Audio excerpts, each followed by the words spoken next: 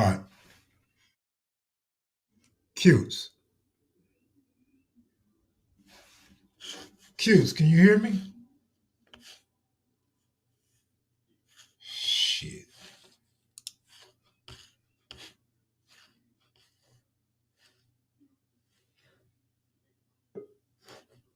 Back. All right, you on, bro? All right. What's up, Mac Kids and Maniacs? How you guys doing? This is OG Cutes. I'm having a special session with kevmacvideos. Kev gave me the mic for a little while. I wanted to share something with you on this Easter. For those of you who celebrate Easter, happy Easter to you. And for those of you who don't celebrate Easter, I'm not going to judge you. But so don't judge us because we do celebrate it. So the bottom line is that in the Inland Empire, my nephew, he lives in the Inland Empire. So I gave him my dog because he didn't have a dog. And he was saying, oh, man, I want a dog. And I said, okay, you got a big yard. So I'm going to let you keep my dog for a little while, but you can't have it, but I'll let you keep it for a little while. So he said, okay, cool. So he stay in Fontana. So the dog gets out. And the first time it got out, it came back. The second time it got out, it didn't come back. So this lady finds it in Fontana and she posts that she found it. She said, oh, I found the big white dog and posted a picture. So I'm at work and I'm looking through it and I say, oh, there go my dog right there. So I tell my sister and she gets in contact to the lady and the lady had just let the dog go the day before. So now my dog is still running around loose somewhere in Fontana. So I know that there's a lot of homeboys that live in Fontana and down people. And you know, I represent all the prisoners. I represent all the people who've been in gangs, who had trouble with law enforcement. I'm like y'all's advocate. That I'm from the street. So I love all the people from the street. I don't care what you're going through or what you've been through. I don't judge you because I've been through a lot of shit myself. And at the end of the day, can't nobody write the last chapter of your story or your book. But at the end of the day, if you pass away and I'm still here and I knew you, I'm going to say something good about you. That way your family knows good things about you, not bad things about you. Like the guards try to say and the media tries to say and other people who don't like us always try to paint our story ugly all the way through. But the bottom line is I need your help because my dog is running around loose out there in IE in an empire, which is like Fontana, Riverside, Rialto, San Bernardino, those surrounding areas right there. And he's been out there for like 5 days now. And he's easy to spot. He's a big white dog, big bone, cool to get along with.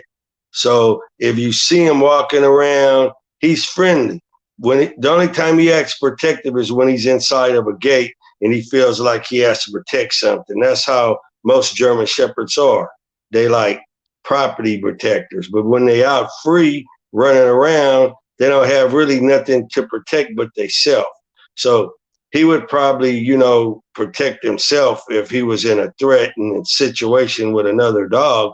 But as far as people and children go, he likes kids. So if you guys see him out there, we left a link here to where you could get in contact with us.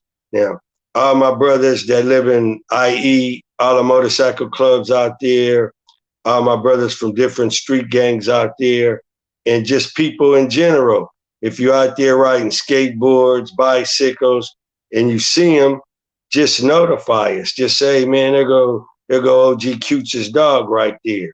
Now, I realize there's other people who done lost their pets and they want their pets back too. The bottom line is that this was the first dog that I got when I got out. I didn't get him right away. I waited until I got me a place, you know, and I could take care of a dog. But, you know, I don't have any regrets that I got him. I raised him from a puppy, and I fed him good, took good care of him, got him all his shots, and keep his vaccinations up to par. And he's a good, healthy dog. Well, he could give another dog puppies. He's a male, so anytime other dogs in the neighborhood probably would go in heat, he would probably try to get out and go be with them. So I don't know if that's why he got out, but it's springtime and a lot of things are going on with animals and nature and stuff. So the bottom line is that I should have gave my nephew a better lock or something for his gate, and then he wouldn't have got out. There's a lot of shoulda, couldas, woulda. But the bottom line is he got out. He was found once, but I guess he was too much for the lady who found him.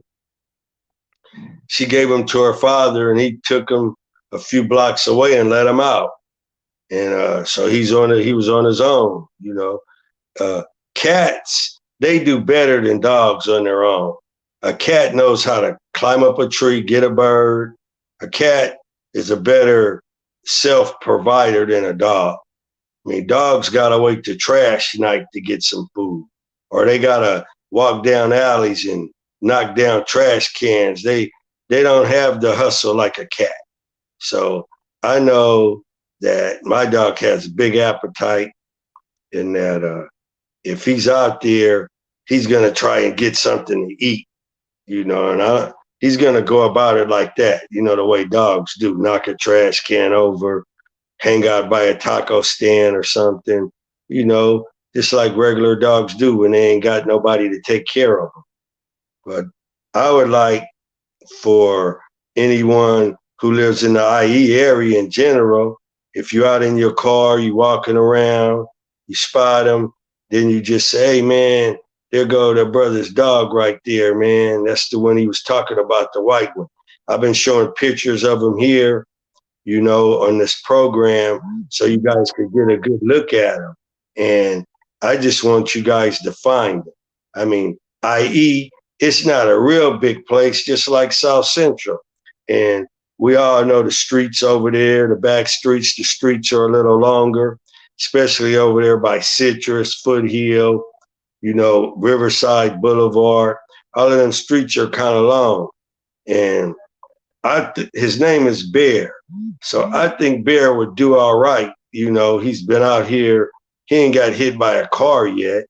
So that's what I want to try to avoid, So I want us to come together and really put a search down and look for him and find him. And then once I'm reunited with him, the person who finds him, I'm going to give him a reward, because that's just going to show my appreciation. Even if you say you don't want a reward, I'm going to give you a reward for finding my dog for me, and, my nephew, he's going to probably want me to give it back to him, but I'm not. I'm going to just take it and keep it, because I'm not going to go through this again. I didn't have him all of this time, and he never got out, never got away from me, so I'm going to be more attentive to him. And my nephew, he had to go to work. He got kids, so, kids are they in and out the gate, getting their bike, doing little things, stuff that kids do. And sometimes you forget to shut the gate. German Shepherds know how to open the gate on their own. If you don't lock it, they could just raise it up with their nose and unlock the gate, and then they out and they roaming around the street. For you know it, they didn't hooked up with another pack of dogs, chasing a dog in heat, fighting each other, and it's survival of the fittest, the Darwin theory. That's the one that gets the breed. Somebody want to know how old is Bear? Well, he's around 4 years old. He's real healthy. He's got light color eyes. He almost looks like a husky, but he's bigger than a husky. That's how you would know he's a German Shepherd. He's like twice the size of a husky. Huskies are more compact and short. They cool dogs, huskies, but Bear's not a husky. When he was a puppy, everybody thought, oh, you cute's got a husky. I said, no, this is not a husky. It's going to be a German Shepherd.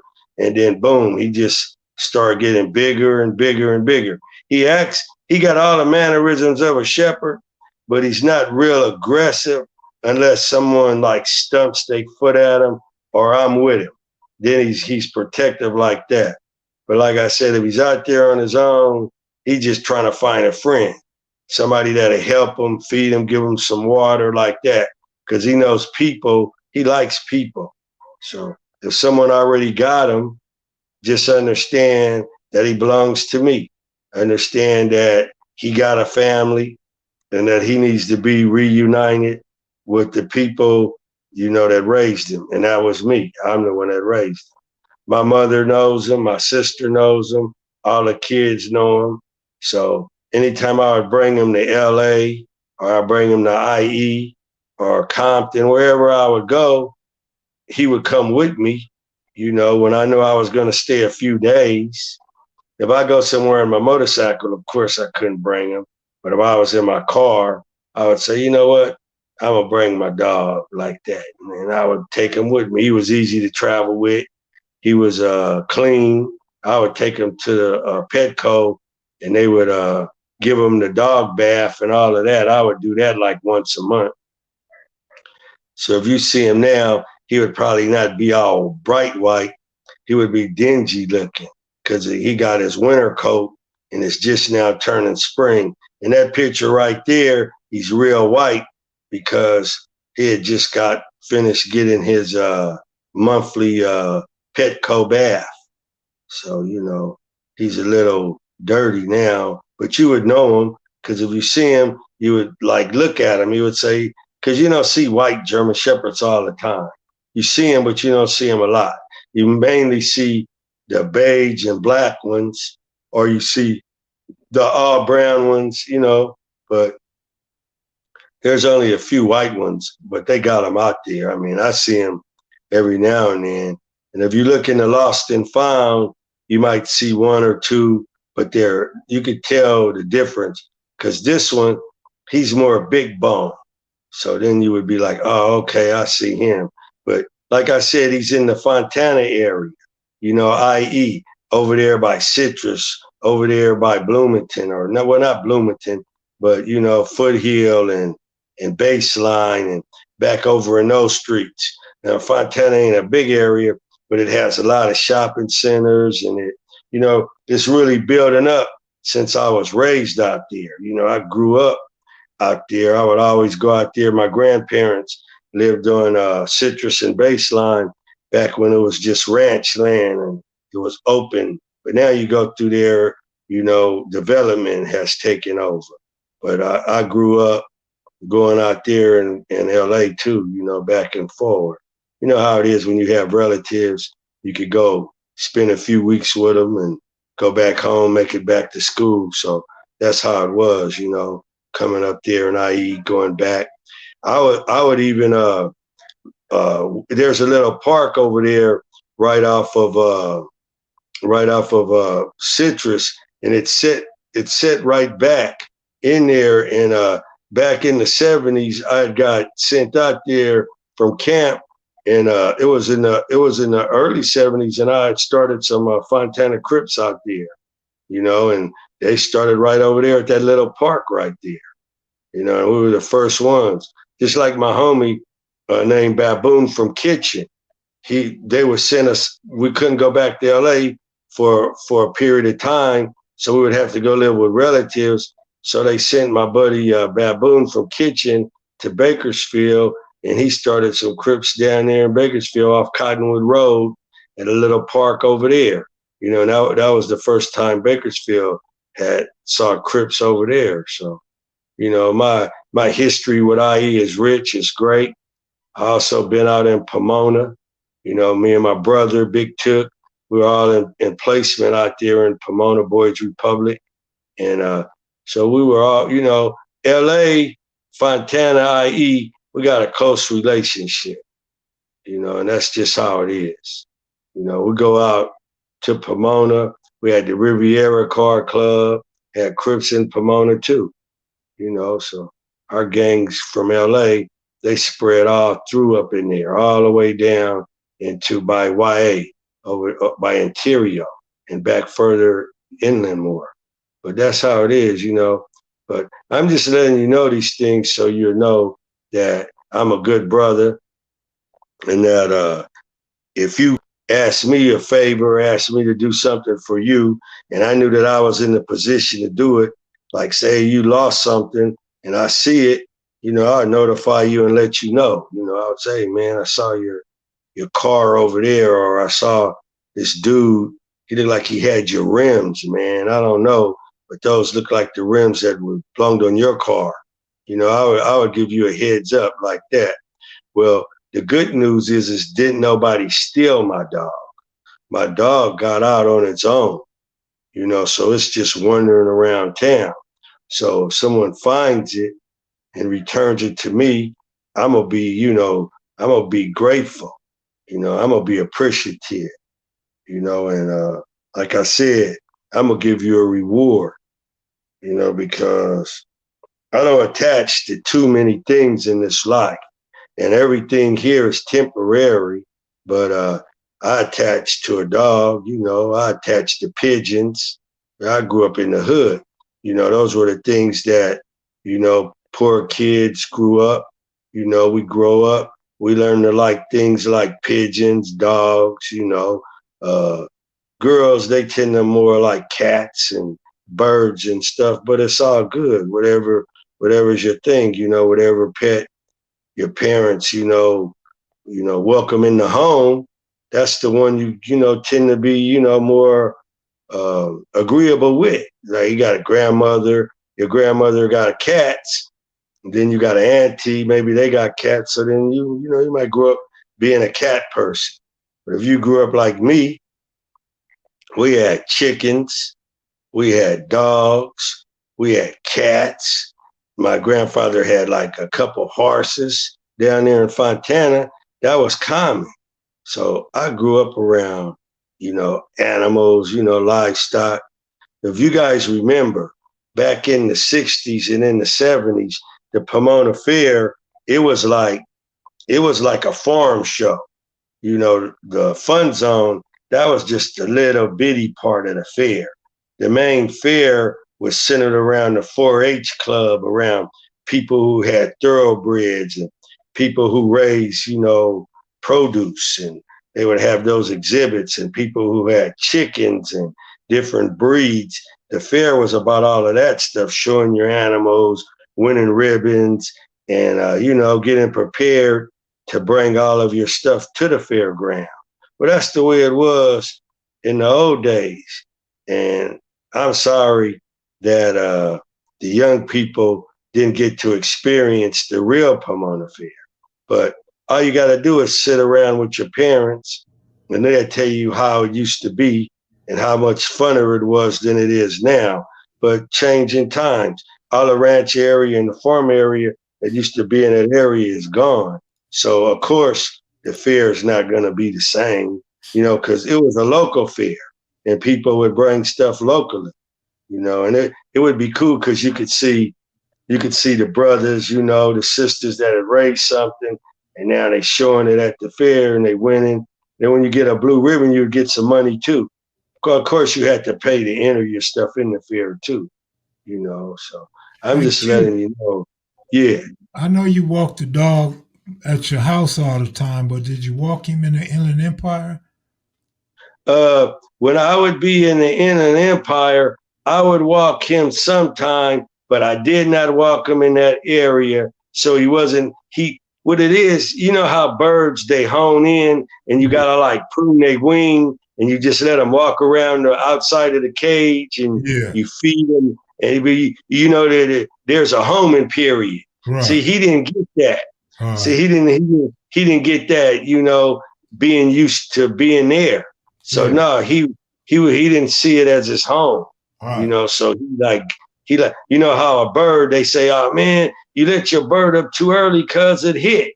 That Yeah. means he ain't coming back. Yeah. You know, he's gone. You know, and you know me and you and the history that we got with birds, we learned the hard way. You know, we want to hurry and let something up to see it flip, but we didn't let it, you know, get used to being around that cage and understanding how does it look from up in the sky. Because birds are real smart to be able to spot their cage up in the sky, you know, and come home if you really think about it. Dogs got a little more easier because they could piss on every damn thing and smell their way back home. But he didn't even do that, I don't think, because he didn't even attempt to go back. And it's been good. This is coming up on 2 weeks now because she found him. Well, she found him last week. So he was just found last week. So he got let back go, you know, the end of this week, the end. Damn. So he's on a fresh run. Yeah, they should have took him to the shelter, man. You know, I don't know what gets in people's mind why they didn't do that, but that would have been cool because me and my sister, we opened up all the shelters and, you know, they post what they got in there with this COVID virus. They post the pictures of everything they bring in, you know, so you can like actually look and see what's in there. So I'll be doing that. And then they got all these other different dog ads. People be trying to get money on your sympathy, just like the church. You know, everybody want to try to put their little, you know, shakedown involved in some traditional shit, and they want to try and capitalize on it. You know, the motherfuckers try to sell you water. You know, if you're caught in the middle of a forest fire, some goddamn way. Oh, man. You just got some heartless ass people in this world. But yeah, ads try to make you pay them, and they just don't be no better than what I'm doing right now.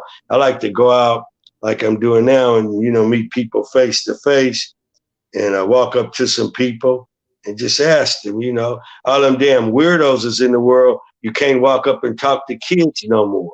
It ain't no way you could walk up to a group of kids and say, hey man, how y'all doing? Hey, y'all go look for a dog for me. I'll give y'all a few bucks when you come back. You can't even do that no more. Right. You know, you can't. So you know better than it's a different world than when I left the world. When I was a little kid, grown-ups would pull up and say, hey, you want to cut some grass with me? I say, hell yeah. You jump in there, you go get the lawnmowers, you go cut grass with them. Get through cutting a few lines and kick you down some money.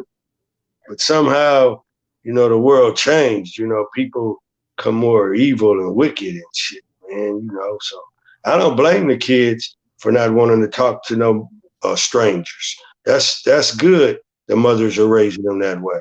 Because I tell the little kids in my, you know, family the same thing. Any adult try to ask you any fucking thing, you tell them you're a kid and don't ask me shit, you know, or you don't tell them shit and you just keep it pushing, you know. But if I see a group of kids and they in a group and they all together, then it's cool. I'll say, hey, you guys, I lost a dog. He's all white.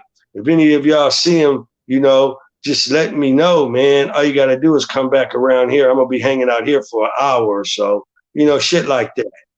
So it's all right to talk to them if they're in a group. It ain't cool to talk to them if they by themselves. So that's how. But kids, they see a lot because they on their bikes and they rolling around and they hitting the back streets, they hitting the alleys, you know, not so much like it was when we were kids, but you still got, you know, neighborhoods where the kids are out there playing, but you don't see it like it was. You know, it's kind of sad. You don't see the football games no more. You don't see kids making scooters no more going up and down the street. So you know, you don't really see it, you know. So it's a different world, man. But I know that if I was a little kid and I saw a fucking dog and I liked him, I'm gonna try to get him. I'm gonna follow it. I'm gonna call it, and I'm taking it back home. And my mother's gonna raise hell. She's gonna say, "Who in the fuck brought that dog in the yard?" And then all my brothers will say, Cutes brought that dog in the yard. Well, he better get it out of here. And then I would just move it in the backyard where she couldn't see it. Me and my brother used to do the same thing. Hey, look, my sister said happy Easter, Cutes. And to everybody, she hopes you find your dog. She just popped in for a second. They would tell her happy Easter, and we all proud of her and to keep doing good. Yeah, that's what it's all about, man. I said Happy Easter to my family out in Oklahoma, this morning, and I sent Pretty Boy one of those things in the that you open it up and an egg pops open and it says Happy Easter to your family. So I sent one over to his way. I would have sent Big Rick one, but I didn't see no post from him, so I couldn't do him. But I did Compton. I went over there. Might do Frog later on, try to spot him. But yeah, the bottom line, man, I would feel a lot better. I was looking at these pictures, right? And it was called Lost and Found. So I said, well, let me see Found. So I hit Found, and man, I was seeing people being reunited with cats. I saw somebody be reunited with a cockatoo. I don't know how that happened, but he got reunited with his bird. This other lady got reunited with a big ass white dog. No, it was a dude. He got reunited with his white dog. And I was like, man, I hope I could post on that. Because when I get reunited with my dog, I'm going to go right on there and post it. And if I can't post it on that, I'm going to do a special segment on here, and I'm going to have them with me. And then I'm going to thank everybody that helped me, the city of IE. I'm going to give you guys your props. And I will try to get out there and interview some of your gang history, because you got a rich Mexican gang history, black gang history, white gang history. You guys got gang history out there, and the stories need to be told in a positive way. We don't need no one to tell our stories in a negative way, because a lot of the people who started the gangs out there, they ain't around no more. They either in prison or they done passed on. But you know who's still around? The children of them are still around. So they need to hear, about their uncle's childhood, their brother, their cousin, their father. So that's the purpose of this, man. We let the kids know, hey, man, your father, your uncle, your brother, he left a positive mark on this world, in this area right here, in IE. And that's what's happening, man. I remember when I was a kid, I would go to the Fontana drag strip. They had dragsters. Those are race cars. You guys know what I'm talking about. They call them dragsters. They would have the motor in front. They were basically a jalopy, and the motor set outside of the car. You sat in the car like a bathtub. If the motor blew up, all the parts would come back on you because the motor was in front of you. You should have saw how many people got fucked up from the motor being in the front of the dragster. They got so many people fucked up that they had to build them and guarantee that they had to put the motor in back of the dragster, not in front. But I grew up when the motor was in the front. And I used to go down to the Fontana Speedway. Well, it wasn't the Speedway. It was called the Fontana Drag Strip. And I would watch all the jalopies and dragsters they'd race the quarter-mile straightaway. And it was right next to a grape field. And it was the coolest thing you could do on the weekend. It only cost like $250. You go in there, you get soda, popcorn, you sit in the bleachers, and you just smell the rubber, the gasoline, because they were gassers. And you just enjoy yourself, as a kid. You take it all in, Back then, Hot Wheels were real big, so we could actually see a real-life image of our Hot Wheel, because Hot Wheels are like cast cars, but they did pretty good because I used to just, look at the Volkswagens, my little red wagon, the Plymouths, all the Chevys, the Fords, and just, watch them on that drag strip. And I live right by there in IE. So I could literally, if I wanted to, I could walk to the drag strip. On the days that I didn't go, I could hear the races. And then we all know that they had the drag strip at Pomona. So they would have the drag strip there. They had the one in Riverside at the Orange Show. So see, I grew up in y'all's town. I remember the Fontana Parade. I would go to that. Then after that, they would have the carnival with all of the rides and everything. And at the Orange Show, they would have a bull riding and everything, man. So, Fontana used to really try and, the city planners, they would try to make activity, so it wouldn't be boring because it's like in the country. So they would try to plan, fun things to do, like the swimming pool, go swimming, just do things that you do in the city, you would do there. But now IE is the city. It ain't the country no more. So I'm talking about back when it was more like the country, not like you didn't even hear ambulance. And at night it was so black that in dark you could see a zillion stars in the sky. That's how it was when I lived it back up in there back in the day. But yeah, I miss my dog because I'm the kind of dude when I get off of work, I would go get my dog and I would go walk him, and then I would just be chilling with him, like that. And I would walk him around. Then I had like a routine that I got. But my nephew, that's the yard. He's in the yard with my nephew right there. So my nephew had a big yard, and I said, I got a big ass dog. Where I live, it's not that big. So let me not be selfish and let my dog have a big space. But the bottom line is that my dog, a German Shepherd, he bonds with his master. So who knows? He might have left because he was looking for me. I don't know. I don't know what goes through a dog's mind.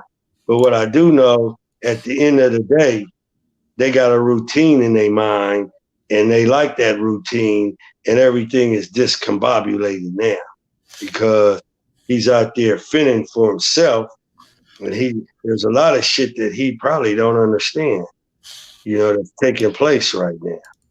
But if we could rescue him and bring him back, then everything would be better for him. Emotionally, it would be better for me too, because I'm not rock, cold-blooded type of an individual. I always been the type of a person who had compassion. I always been a good person. And can't nobody paint my story while I'm still here. I'm letting you know I'm a good dude, and that's how I've always been. Hey, Q. Yeah. Not to change the subject. We went over 30 minutes, but I had a question for you. Yeah. I'm going to show you a picture of some guys at Venice High School. Okay. With a golf hat on in 1974. Wow. So my question to you is, how far do you think the golf hats and Crips go? Well, I know for sure that a Big Blue from the 60s, his father is my uncle. You know how we call the man who marries our auntie our uncle? So his father, Big Charles, married my father's sister, Dob. That's Blue's mother. His father was wearing that blue liquor store brought golf cap back in the 60s. So these hats, remember I told you when I would be with them, they would buy me the golf hats. Right. So these hats go all the way back to 1970 when the Crips first started. These hats were before the H-Deuce. These hats were before the Derby. They were before the Borsalino. They were before the Humbird. They were before the Stingy Brim, as far as inner city youth wearing them. And we wore all the hats that I just named. But yeah, so the golf hats are pre-Crip, and they also function, in the presence of the formation of the Crips. So that explains why when I asked all these guys that was Crip down in 79, that's why they don't know the history, because it was way before their time. That's right. It was before their time. And if you ask some Brims, they wore the golf caps too. So and their gang started like in the 60s. So they could even give a history of those liquor store brought golf caps. But you never brought the golf cap without buying a pair of those motorcycle shades. They had those biker shades. So you said, give me them blue ones or them gold, whatever. They had different tints on them. So you would get a set of those with the golf hat, and now you straight. Have you a high collared shirt on, and some crease Levi's, and some dollar track tennis shoes with 2 stripes, And you sharp, man. Silk socks were out back then too. Right. So you had to wear a pair of nylons up under that, you know. Hey, So have you posted your dog on Craigslist? my sister, I think, did. Okay. My sister's doing all the posting. Tell her to post and offer up too. Yeah, she's posting. I'm gonna tell her to go offer up too. Right. Yeah. And I just hope everybody get the picture that I put up there tonight. You guys get that picture and you just, might be somewhere and then he just pops up on the side of your car or going down the street somewhere. So just remember where to contact us at like that if you do find it, because my email is Gilbert.Bell3@gmail.com. And my dog, he's like easy to recognize. He's just a big old hairy, pointed ear German Shepherd with a little weight on him. At least he had a little weight on him, but he's not eating as good as he was, so he might be, a little thinner, but all of his hair still make him look like he's fat. But you couldn't feel no bones on him. I had him where you couldn't feel no bones. You could rub his back, you don't feel no spine. You rub his side, you don't feel no ribs. I fed him good.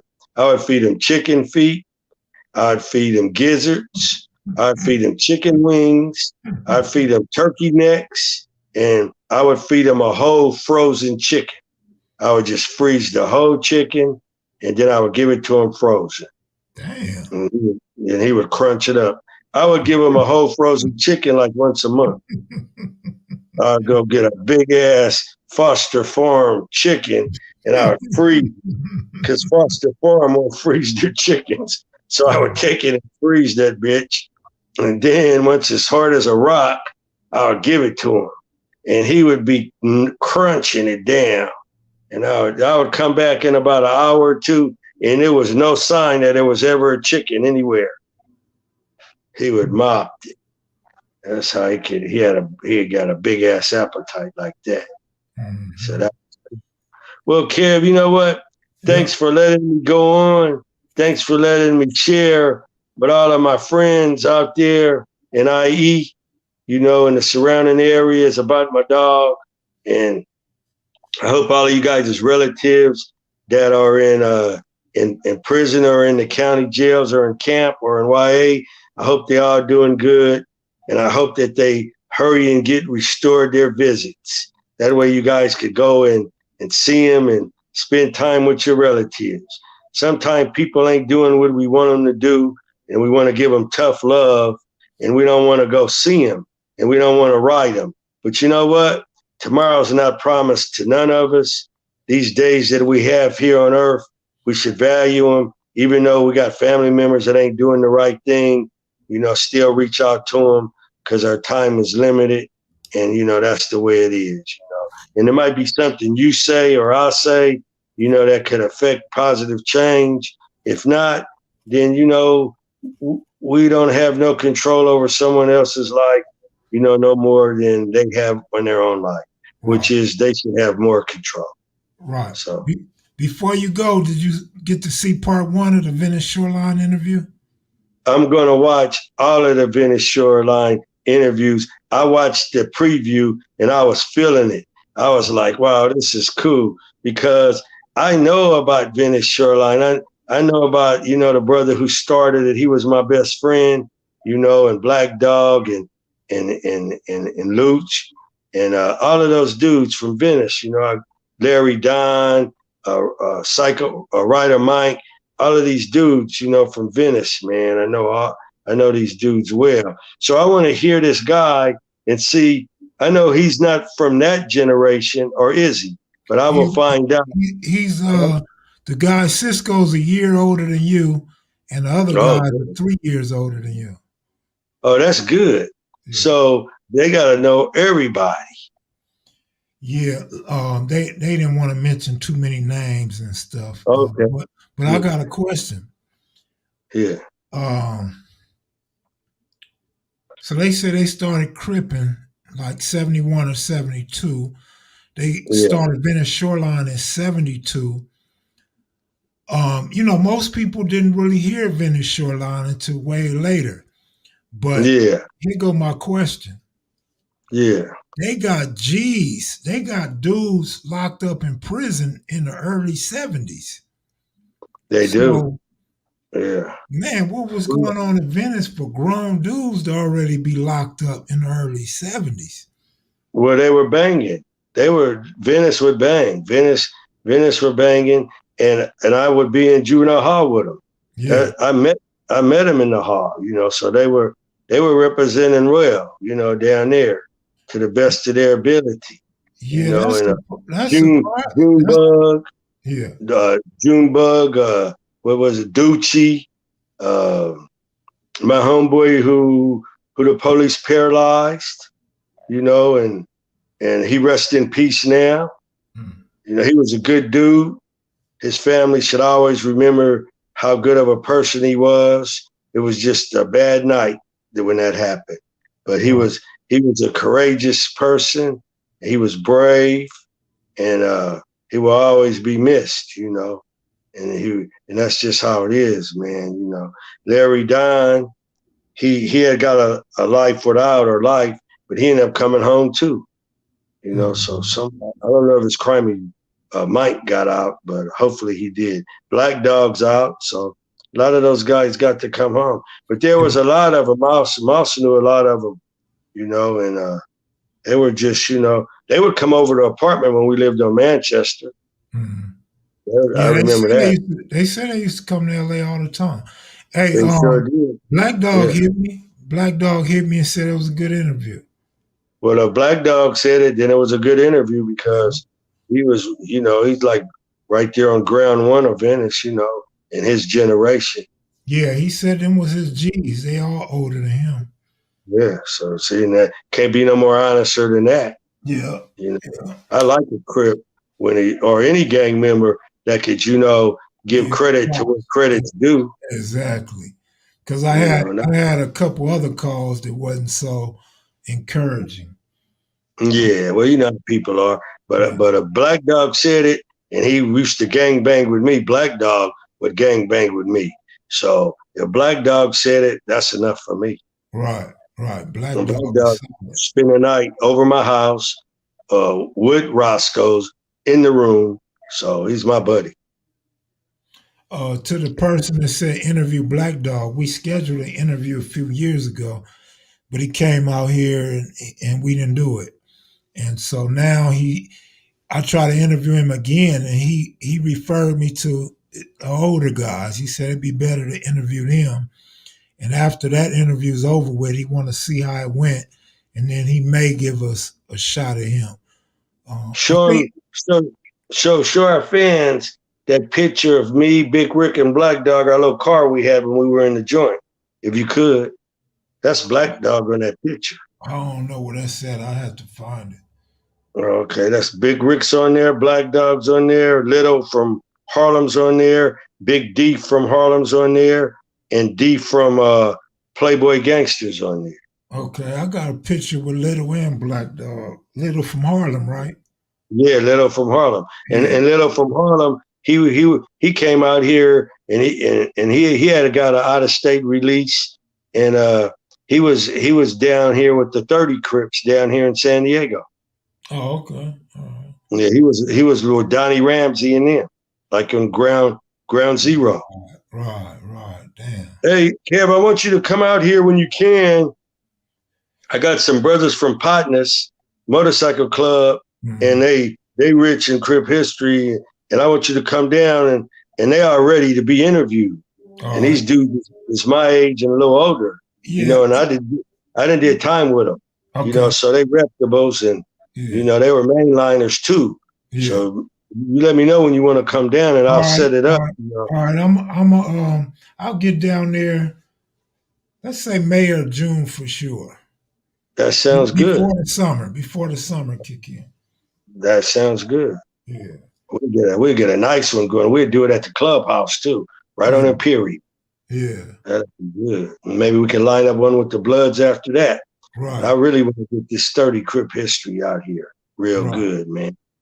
And I Yeah. told these dudes how to interview. I said, the main thing when you do an interview, no matter how many people is there, just let the brother voice his thing and we don't talk over each other. And then the interviews come out way better. Even if you want to add on to Right. whatever someone else is saying, just let them go ahead and finish. Look at how me and Monster interviewed.